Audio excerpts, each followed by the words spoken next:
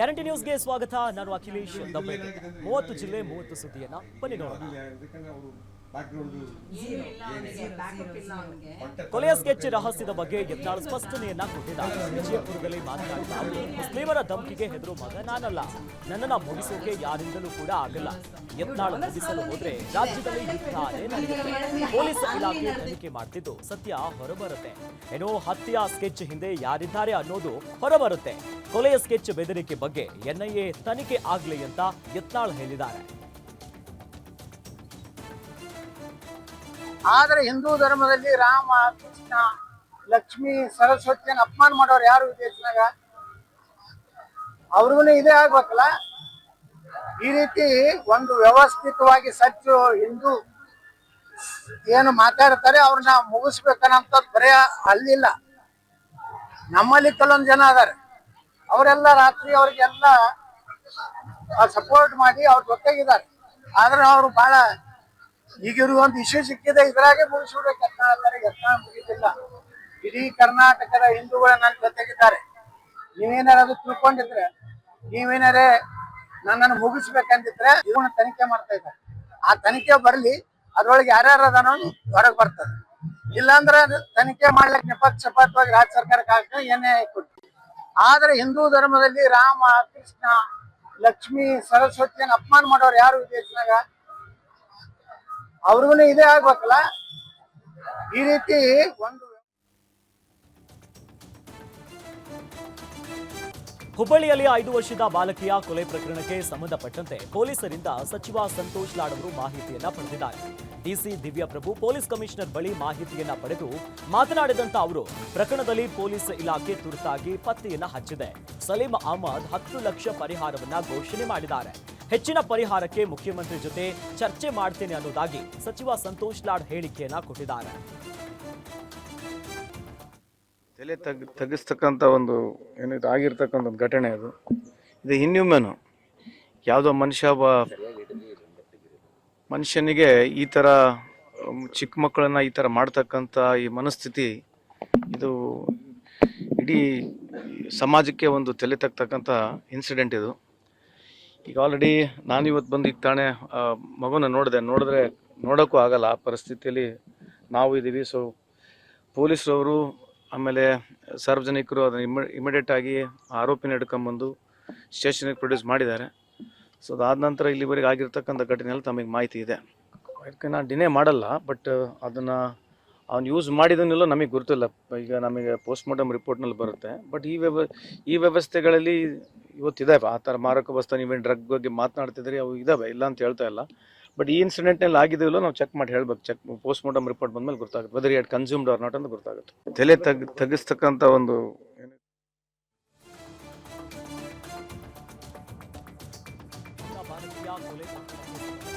ಗೃಹ ಸಚಿವ ಪರಮೇಶ್ವರ್ ಅವರು ಪ್ರತಿಕ್ರಿಯೆಯನ್ನ ಕೊಟ್ಟಿದ್ದಾರೆ. ಬೆಂಗಳೂರಿನಲ್ಲಿ ಮಾತನಾಡಿದ ಅವರು, ಬಿಹಾರ ಮೂಲದ ವ್ಯಕ್ತಿ 5 ವರ್ಷದ ಮಗುವನ್ನ ಎತ್ಕೊಂಡು ಹೋಗಿ ಕೊಲೆ ಮಾಡಿದ್ದಾನೆ.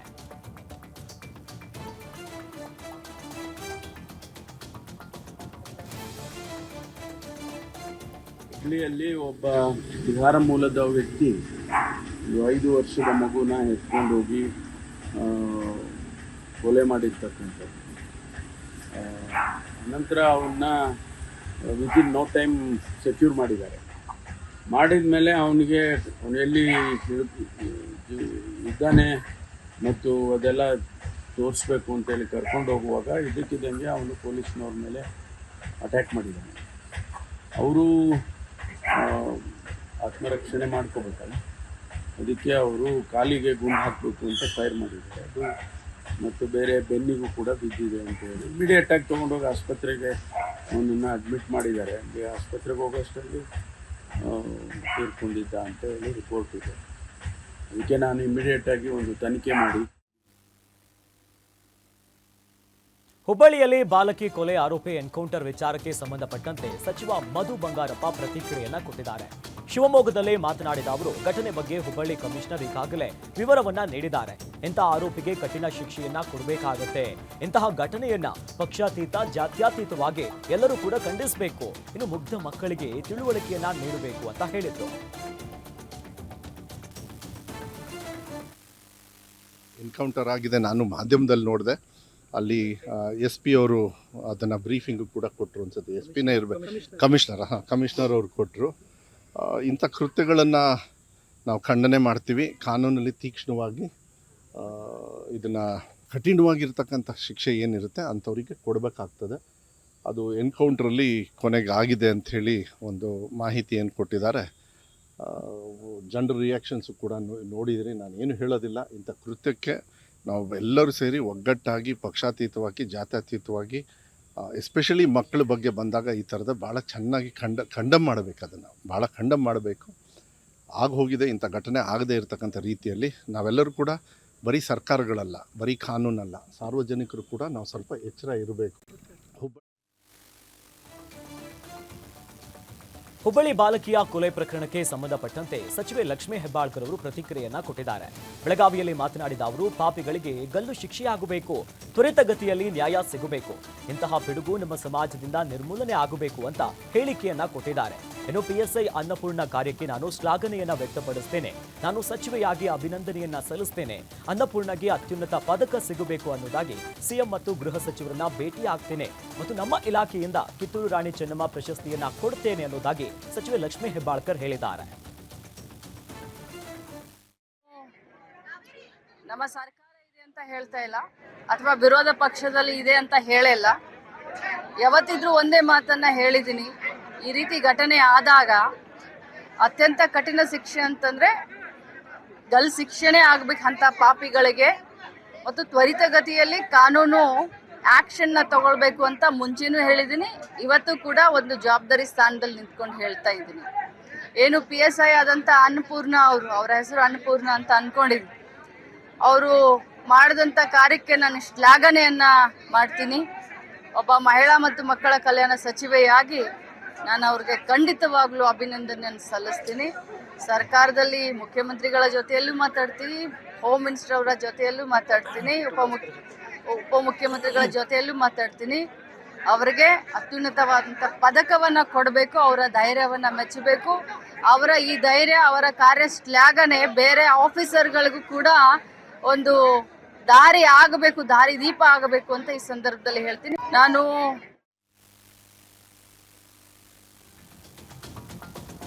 ಹುಬ್ಬಳ್ಳಿಯಲ್ಲಿ 5 ವರ್ಷದ ಬಾಲಕಿ ಮೇಲೆ ಅತ್ಯಾಚಾರಕ್ಕೆ ಯತ್ನಿಸಿದ ಆರೋಪಿಯನ್ನ ಎನ್ಕೌಂಟರ್ ಮಾಡಿದ ಹುಬ್ಬಳ್ಳಿ ಪೊಲೀಸರ ಕಾರ್ಯವನ್ನ ಮಾಜಿ ಸಿಎಂ ಜಗದೀಶ್ ಶೆಟ್ಟರ್ ಶ್ಲಾಘನೆಯನ್ನ ಮಾಡಿದ್ದಾರೆ.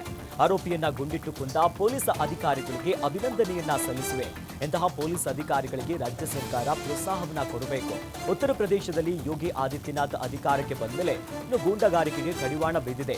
ಅಂತಹ ಧೈರ್ಯವನ್ನ ಸಿದ್ದರಾಮಯ್ಯ, DK ಶಿವಕುಮಾರ್ ಮಾಡಬೇಕು.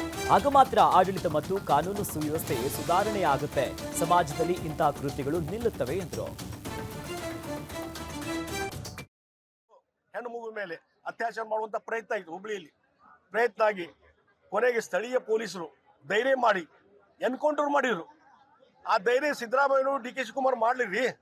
ಮತ್ತೊಂದು ಉತ್ತರ ಪ್ರದೇಶದಲ್ಲಿ ಯೋಗಿ ಆದಿತ್ಯನಾಥ್ ಯಾವ ರೀತಿ ಅಲ್ಲಿ ಗುಂಡಾಯಿಸಮ್, ಲಾ ಅಂಡ್ ಆರ್ಡರ್ ಪ್ರಾಬ್ಲಮ್ ಸಿಕ್ಕಾಪಟ್ಟೆ ಇತ್ತು. ಹಿಂದೆ ಅಖಿಲೇಶ್ ಯಾದವ್ ಇದ್ದಾಗ, ಮುಲಾಯಂ ಸಿಂಗ್ ಇದ್ದಾಗ, ಮಾಯಾವತಿ ಇದ್ದಾಗ ದೊಡ್ಡ ಪ್ರಮಾಣದಲ್ಲಿ ಲಾ ಅಂಡ್ ಆರ್ಡರ್ ಪ್ರಾಬ್ಲಮ್ ಇತ್ತಲ್ಲಿ. ಗುಂಡಾಗಿರಿ ಬೆಳಗಿನ ಸಾಯಂಕಾಲ ಯಾರು ಬೀದಿಯಲ್ಲಿ ಏಕಾಂಗಿ ಓಡಲಾರಂತ ಪರಿಸ್ಥಿತಿ ಇತ್ತು ಉತ್ತರ ಪ್ರದೇಶದಲ್ಲಿ.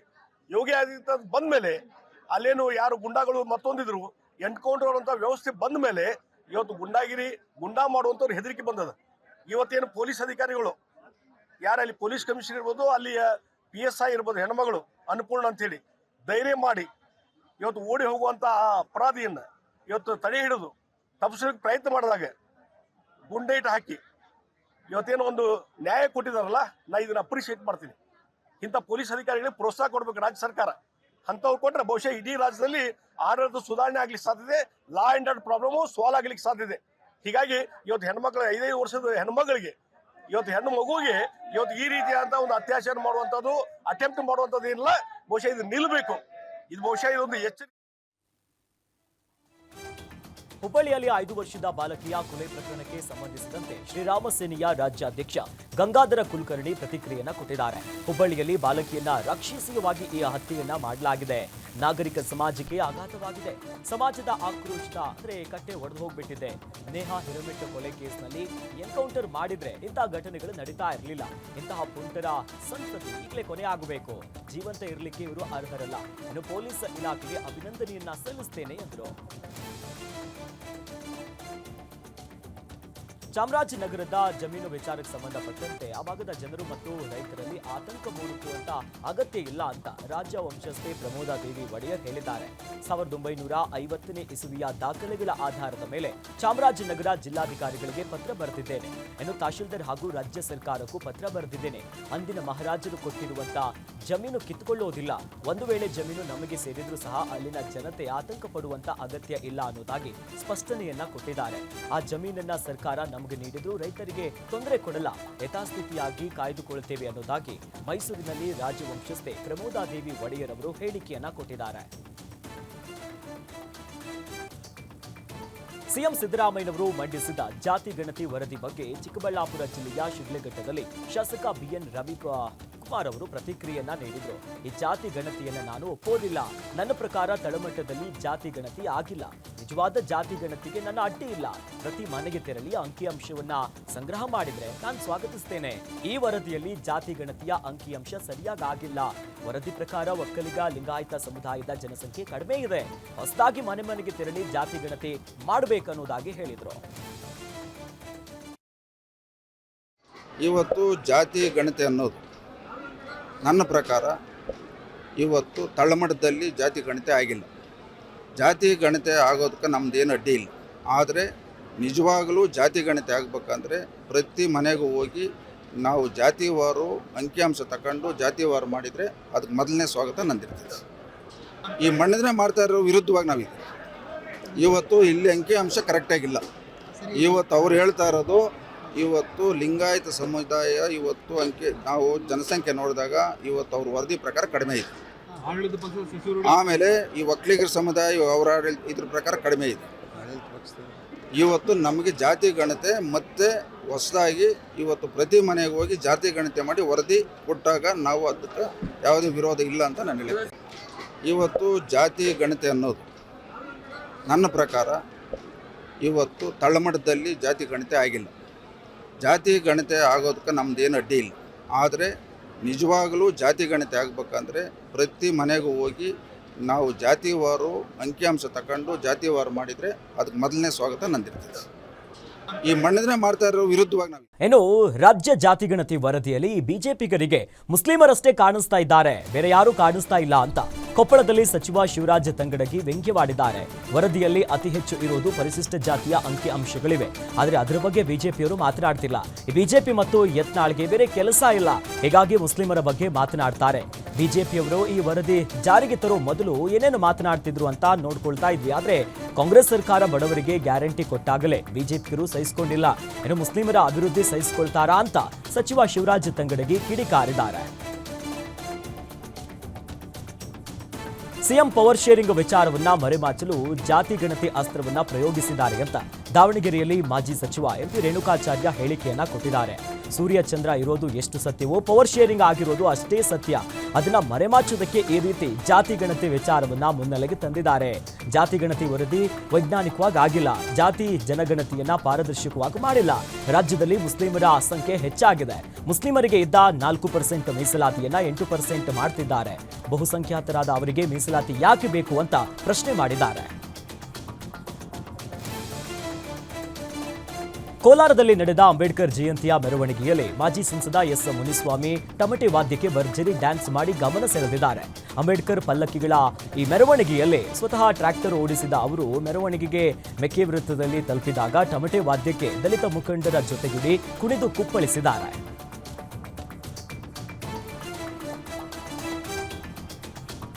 ಬೀದರ್ನಲ್ಲಿ ಡಾಕ್ಟರ್ ಬಿಆರ್ ಅಂಬೇಡ್ಕರ್ ಅವರ 134ನೆಯ ಜಯಂತಿಯನ್ನು ಬಹಳ ಅದ್ದೂರಿಯಾಗಿ ಆಚರಿಸಲಾಯಿತು. ಅದ್ದೂರಿ ಕಾರ್ಯಕ್ರಮದಲ್ಲಿ ಸಚಿವ ಈಶ್ವರ್ ಖಂಡ್ರೆ ಅಂಬೇಡ್ಕರ್ ಅವರ ಮೂರ್ತಿಗೆ ಮಾಲಾರ್ಪಣೆಯನ್ನ ಮಾಡಿದ್ರು. 134 ಕೆಜಿ ತೂಕದ ಕೇಕ್ ಅನ್ನ ಕತ್ತರಿಸಿ ಸಂಭ್ರಮಿಸಿದ್ರು. ಸಚಿವ ಈಶ್ವರ್ ಖಂಡ್ರೆ ಅವರನ್ನ ಹೆಗಲ ಮೇಲೆ ಹೊತ್ತು ಅಭಿಮಾನಿಗಳು ಹೆಜ್ಜೆ ಹಾಕಿದ್ರು. ಇನ್ನು ಹಲಗೆ ನಾದಕ್ಕೆ ಸಚಿವರು ಭರ್ಜರಿ ಸ್ಟೆಪ್ಸ್ ಅನ್ನ ಹಾಕಿ ಸಂಭ್ರಮ ಮಾಡಿದ್ರು.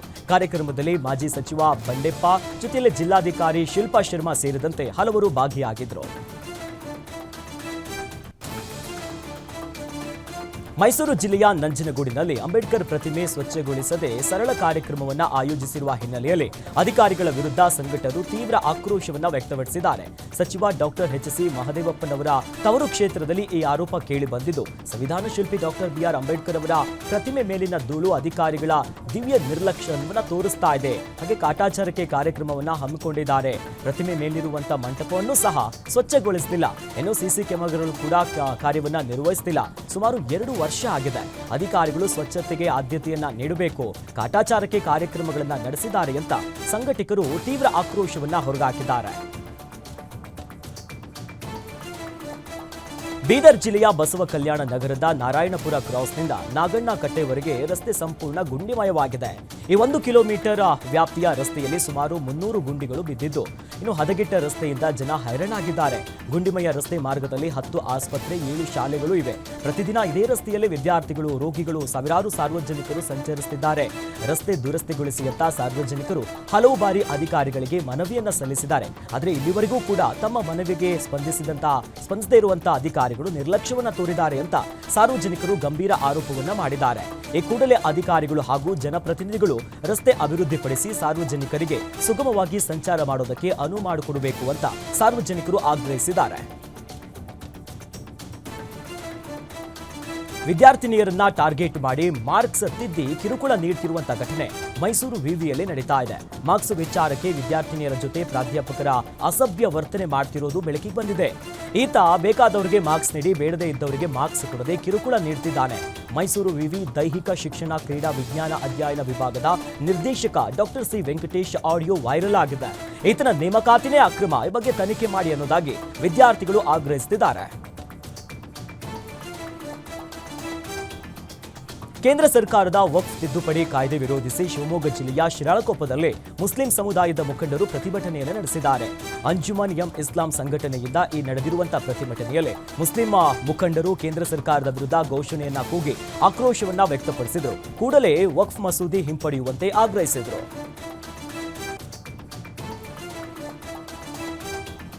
ಚಾಮರಾಜನಗರದಲ್ಲಿ ತಾಯಿ ಹುಲಿ ತನ್ನ 4 ಮರಿಗಳೊಂದಿಗೆ ಪ್ರವಾಸಿಗರಿಗೆ ದರ್ಶನವನ್ನ ಕೊಟ್ಟಿದೆ.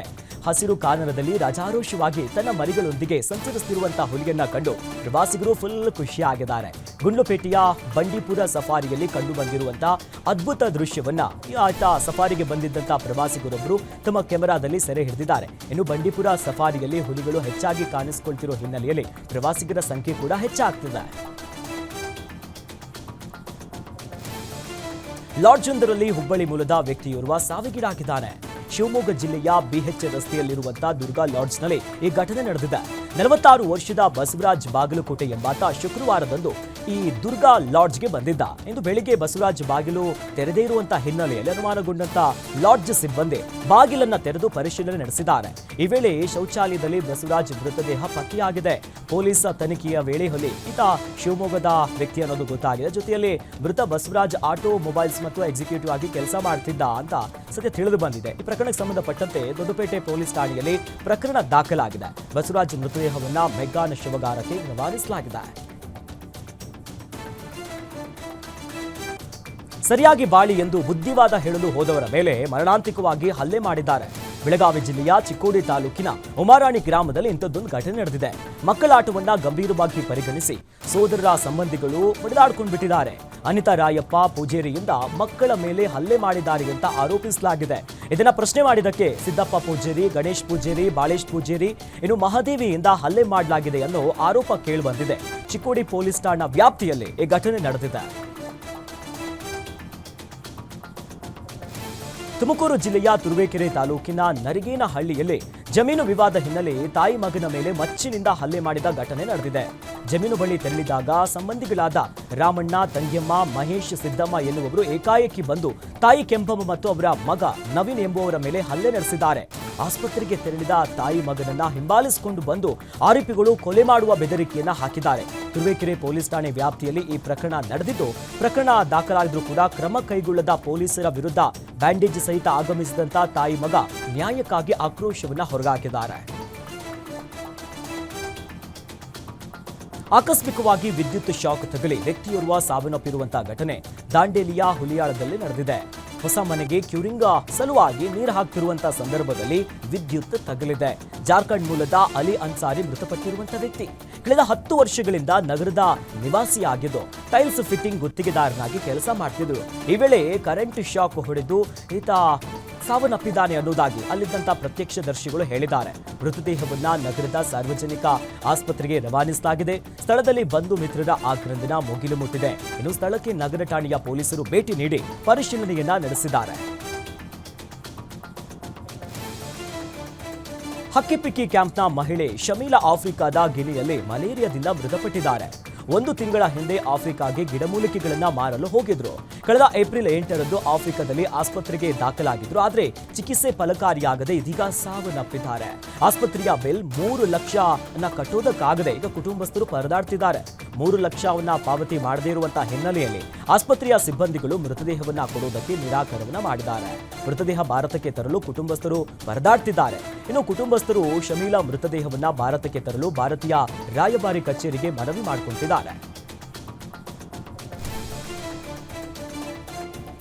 ಬೆಂಗಳೂರು ಉತ್ತರ ತಾಲೂಕಿನ ನೈಸ್ ಲೇಔಟ್ನಲ್ಲಿ ವೀಲಿಂಗ್ ಮಾಡುತ್ತಿದ್ದ 2 ಯುವಕರನ್ನ ಬಂಧಿಸಲಾಗಿದೆ. ವೀಲಿಂಗ್ ಮಾಡೋದಕ್ಕಾಗಿಯೇ ಬೆಂಗಳೂರಿನಿಂದ ಬಂದಿದ್ದ 2 ಯುವಕರನ್ನ ಸದ್ಯ ಪೊಲೀಸರು ಅರೆಸ್ಟ್ ಮಾಡಿದ್ದಾರೆ. ಸಾರ್ವಜನಿಕರು ಪುಂಡರ ವೀಲಿಂಗ್ಗೆ ಬೇಸತ್ತು ಪೊಲೀಸರಿಗೆ ಮಾಹಿತಿಯನ್ನ ನೀಡಿದ್ರು. ಮಾದನಾಯಕನಹಳ್ಳಿ ಪೊಲೀಸ್ ಠಾಣೆಯಲ್ಲಿ ಪ್ರಕರಣ ದಾಖಲಾಗಿದೆ. ಫೇಸ್ಬುಕ್ ಜಾಹೀರಾತಿನಲ್ಲಿ ಡ್ರೈ ಫ್ರೂಟ್ಸ್ ಖರೀದಿ ಮಾಡೋದಕ್ಕೆ ಹೋಗಿ ಉದ್ಯಮಿಯೊಬ್ಬರು ಸಾವಿರಾರು ರೂಪಾಯಿಯನ್ನ ಕಳೆದುಕೊಂಡಿದ್ದಾರೆ. ಬೆಂಗಳೂರಿನ ಕರಿಬೋನಹಳ್ಳಿ ಗ್ರಾಮದಲ್ಲಿ ಉದ್ಯಮಿ ಬಸವರಾಜ್ ವಂಚನೆಗೆ ಒಳಗಾಗ್ಬಿಟ್ಟಿದ್ದಾರೆ. ಈ ವಂಚನೆ ಅಂದ್ರೆ ಡಿಮಾರ್ಟ್ ರೆಡಿಮೇಡ್ ಎನ್ನುವಂತ ಲೋಗೋ ಹಾಕಿ ಕೇವಲ 399 ರೂಪಾಯಿಗೆ ಡ್ರೈ ಫ್ರೂಟ್ಸ್ ಕೊಡುವುದಾಗಿ ಜಾಹೀರಾತನ್ನ ನೀಡಿ ಕ್ರೆಡಿಟ್ ಕಾರ್ಡ್ OTPಯನ್ನ ಪಡೆದು 50,000 ರೂಪಾಯಿ ಹಣ ಎಗರಿಸಿದ್ದಾರೆ. ಇನ್ನು ಘಟನೆ ಸಂಬಂಧ ಪೀಣ್ಯ ಪೊಲೀಸ್ ಠಾಣೆಯಲ್ಲಿ ಪ್ರಕರಣ ದಾಖಲಾಗಿದೆ. ಮಾಜಿ ಯೋಧನ ಮನೆಗೆ ನುಗ್ಗಿ ಕದೀಮರು ಚಿನ್ನಾಭರಣವನ್ನ ದೋಚಿಬಿಟ್ಟಿದ್ದಾರೆ. ಬೀದರ್ ನಗರದ ಸಂಗಮೇಶ ಕಾಲೋನಿಯಲ್ಲಿ ಘಟನೆ ನಡೆದಿದೆ. ವೀರಶೆಟ್ಟಿ ಮತ್ತು ರಾಮಶೆಟ್ಟಿ ಎನ್ನುವರ ಮನೆಯಲ್ಲಿ ಮಗಳ ಮದುವೆಗಂತ ಚಿನ್ನಾಭರಣವನ್ನ ಖರೀದಿ ಮಾಡಿದ್ರು. ಮದುವೆಯ ಹಿನ್ನೆಲೆಯಲ್ಲಿ ಲಗ್ನ ಪತ್ರಿಕೆಯನ್ನ ಹಂಚೋದಕ್ಕೆ ಸ್ವಗ್ರಾಮಕ್ಕೆ ತೆರಳಿದ್ದ ವೇಳೆ ಕೃತ್ಯ ನಡೆಸಿ ಖತರ್ನಾಕ್ ಕಳ್ಳರು ಇಂಥದ್ದೊಂದು ಕೃತ್ಯವನ್ನ ಎಸಗಿದ್ದಾರೆ. CISF ಮಾಜಿ ಯೋಧನ ಮನೆಯಲ್ಲಿದ್ದ 16 ತೊಲೆ ಬಂಗಾರ, 5 ತೊಲೆ ಬೆಳ್ಳಿ, 30,000 ನಗದನ್ನ ಲೂಟಿ ಮಾಡಿದ್ದಾರೆ. ಈ ಸಂಬಂಧ ಗಾಂಧಿಗಂಜ್ ಠಾಣೆಯಲ್ಲಿ ಪ್ರಕರಣ ದಾಖಲಾಗಿದೆ. ಕೋಲಾರದಲ್ಲಿ ರೈತರು ಹಾಗೂ ಅರಣ್ಯ ಇಲಾಖೆಯ ನಡುವಿನ ಜಟಾಪಟಿ ಮತ್ತೆ ಮುಂದುವರೆದಿದೆ. ಅರಣ್ಯ ಇಲಾಖೆಯ ಅಧಿಕಾರಿಗಳ ಎದುರೇ ಪೆಟ್ರೋಲ್ ಸುರಿದುಕೊಂಡು ರೈತ ಆತ್ಮಹತ್ಯೆಗೆ ಯತ್ನಿಸಿದ್ದಾನೆ. ತಕ್ಷಣವೇ ಪೊಲೀಸರು ರೈತನನ್ನ ತಡೆದಿದ್ದಾರೆ. ರೈತರಿಂದ ಅರಣ್ಯ ಭೂಮಿ ಒತ್ತುವರಿ ಆರೋಪಕ್ಕೆ ಸಂಬಂಧಪಟ್ಟಂತೆ ರೈತರನ್ನ ಹಾಗೂ ಟ್ರ್ಯಾಕ್ಟರ್ ಅನ್ನ ವಶಕ್ಕೆ ಪಡೆಯಲಾಗಿತ್ತು. ಈ ಕೂಡಲೇ ಅವರನ್ನ ಬಿಡುಗಡೆ ಮಾಡುವಂತೆ ಒತ್ತಾಯಿಸಿ ರೈತರು ಪ್ರತಿಭಟನೆಗೆ ಮುಂದಾಗಿದ್ದಾರೆ. ಪ್ರತಿಭಟನಾ ನಿರತ ರೈತರನ್ನ ಮನವೊಲಿಸುವಲ್ಲಿ ಪೊಲೀಸರು ಹರಸಾಹಸವನ್ನ ಪಟ್ಟಿದ್ದಾರೆ. ಇನ್ನು ಸ್ಥಳದಲ್ಲಿ ಬಿಗುವಿನ ವಾತಾವರಣ ಕೂಡ ಸೃಷ್ಟಿಯಾಗಿದೆ. ರಾಜ್ಯ ಹಾಗೂ ಜಿಲ್ಲಾ ಹಜ್ ಸಮಿತಿ ವತಿಯಿಂದ ಶಿವಮೊಗ್ಗದ ಹೆವನ್ ಇನ್ ಪ್ಯಾಲೇಸ್ನಲ್ಲಿ ಏಪ್ರಿಲ್ 15ರಂದು ಹಜ್ ಯಾತ್ರಿಕರಿಗೆ ವಿಶೇಷ ತರಬೇತಿಯನ್ನ ಏರ್ಪಡಿಸಲಾಗಿದೆ ಅಂತ ವಿಧಾನ ಪರಿಷತ್ ಸದಸ್ಯ ಹಾಗೂ ಜಿಲ್ಲಾ ಸಮಿತಿಯ ಅಧ್ಯಕ್ಷೆ ಬಲ್ಕಿಸ್ ಬಾನು ಹೇಳಿದ್ದಾರೆ. ಶಿವಮೊಗ್ಗದಲ್ಲಿ ಮಾತನಾಡಿದ ಅವರು, ಶಿವಮೊಗ್ಗ, ಹಾಸನ, ಚಿಕ್ಕಮಗಳೂರು ಮತ್ತು ದಾವಣಗೆರೆ ಜಿಲ್ಲೆಯಿಂದ ಒಟ್ಟು 583 ಯಾತ್ರಿಗಳಿಗೆ ತರಬೇತಿಯನ್ನ ನೀಡಲಾಗುತ್ತಿದೆ. ಹಜ್ ಯಾತ್ರಿಗಳ ತರಬೇತಿ ಶಿಬಿರಕ್ಕಾಗಿ ಒಟ್ಟು 7 ಉಸ್ತುವಾರಿ ಸಮಿತಿಗಳನ್ನು ರಚಿಸಲಾಗಿದೆ. ಒಂದೊಂದು ಸಮಿತಿಗೆ ವಿವಿಧ ಇಲಾಖೆಗಳ ಅಲ್ಪಸಂಖ್ಯಾತ ಅಧಿಕಾರಿಗಳನ್ನ ವೀಕ್ಷಕರಾಗಿ ಆಯ್ಕೆ ಮಾಡಲಾಗಿದೆ. ಶಿಬಿರದ ಉದ್ಘಾಟನಾ ಕಾರ್ಯಕ್ರಮಕ್ಕೆ ಪೌರಾಡಳಿತ ಇಲಾಖೆಯ ಸಚಿವ ರಹೀಂ ಖಾನ್, ಜಿಲ್ಲಾ ಉಸ್ತುವಾರಿ ಸಚಿವ ಮಧು ಬಂಗಾರಪ್ಪ, ಸಂಸದ BY ರಾಘವೇಂದ್ರ ಭಾಗವಹಿಸಿದ್ದಾರೆ ಅಂತ ಮಾಹಿತಿಯನ್ನ ಕೊಟ್ಟಿದ್ದಾರೆ. ಗೋಮಾಂಸ ಸಾಗಾಟ ಮಾಡುತ್ತಿದ್ದ ವಾಹನದ ಮೇಲೆ ಬಜರಂಗ ದಳ ಈಗ ದಾಳಿ ಮಾಡಿ ಮಿಂಚಿನ ಕಾರ್ಯಾಚರಣೆಯನ್ನು ನಡೆಸಿದೆ. ತುಮಕೂರಿನ ಖ್ಯಾತಸಂದ್ರ ಟೋಲ್ ಬಳಿ ಈ ಘಟನೆ ನಡೆದಿದ್ದು, ಗೋಮಾಂಸ ತುಂಬಿದ ವಾಹನ ಹಾಗೂ ಡ್ರೈವರ್ ಮಸೂದ್ನನ್ನ ಹಿಡಿದು ಪೊಲೀಸರಿಗೆ ಬಜರಂಗ ದಳ ಒಪ್ಪಿಸಿದ್ರು. ಇನ್ನು ವಾಹನದಲ್ಲಿ 5 ಹಸುಗಳ ದೇಹ ಹಾಗೂ 4 ಹಸುಗಳ ತಲೆ ಪತ್ತೆಯಾಗಿದೆ. ಘಟನೆ ಸಂಬಂಧ ಖ್ಯಾತಸಂದ್ರ ಪೊಲೀಸ್ ಠಾಣೆಯಲ್ಲಿ ಎಫ್ಐಆರ್ ದಾಖಲಾಗಿದೆ. ಗೋಹಂತಕರ ವಿರುದ್ಧ ಕಾನೂನು ಕ್ರಮ ಕೈಗೊಳ್ಳುವಂತೆ ಬಜರಂಗ ದಳ ಕಾರ್ಯಕರ್ತರು ಆಗ್ರಹಿಸಿದ್ದಾರೆ. ಕೊಪ್ಪಳ ಜಿಲ್ಲೆಯಲ್ಲಿ ಬೀದಿ ನಾಯಿಗಳ ಹಾವಳಿ ಹೆಚ್ಚಾಗಿದೆ. ನಿನ್ನೆ ಸಂಜೆ 3 ವರ್ಷದ ಮಗುವಿನ ಮೇಲೆ ಬೀದಿ ನಾಯಿಗಳು ಮಾರಣಾಂತಿಕ ದಾಳಿಯನ್ನು ನಡೆಸಿವೆ. 19ನೇ ವಾರ್ಡ್ನ ನೀಲಿ ಓಣಿಯಲ್ಲಿ ಘಟನೆ ನಡೆಸಿದ್ದು, ಇನ್ನು 3 ವರ್ಷದ ಕಂದಮ್ಮ ಸೈಯದ್ ಮೇಲೆ ನಾಯಿಗಳು ಏಕಾಏಕಿ ದಾಳಿ ನಡೆಸಿವೆ. ನಾಯಿ ದಾಳಿ ವೇಳೆ ಮಗು ಸೈಯದ್ ತಲೆ, ಬೆನ್ನು, ಕಣ್ಣಿನ ಮೇಲ್ಭಾಗದಲ್ಲಿ ಹೆಚ್ಚು ಗಾಯಾಗಿ ಮಗು ಗಂಭೀರ ಸ್ಥಿತಿಯಲ್ಲಿದೆ. ಇನ್ನು ಕೊಪ್ಪಳ ಜಿಲ್ಲಾಸ್ಪತ್ರೆಗೆ ಮಗುವನ್ನ ದಾಖಲಿಸಿದ್ದು ಚಿಕಿತ್ಸೆಯನ್ನು ನೀಡಲಾಗುತ್ತಿದೆ. ಇಷ್ಟೊತ್ತು ನೀವು ನೋಡಿದ್ದು ಗ್ಯಾರಂಟಿ ನ್ಯೂಸ್, ಸುದ್ದಿ ಖಚಿತ, ನ್ಯಾಯ ನಿಶ್ಚಿತ.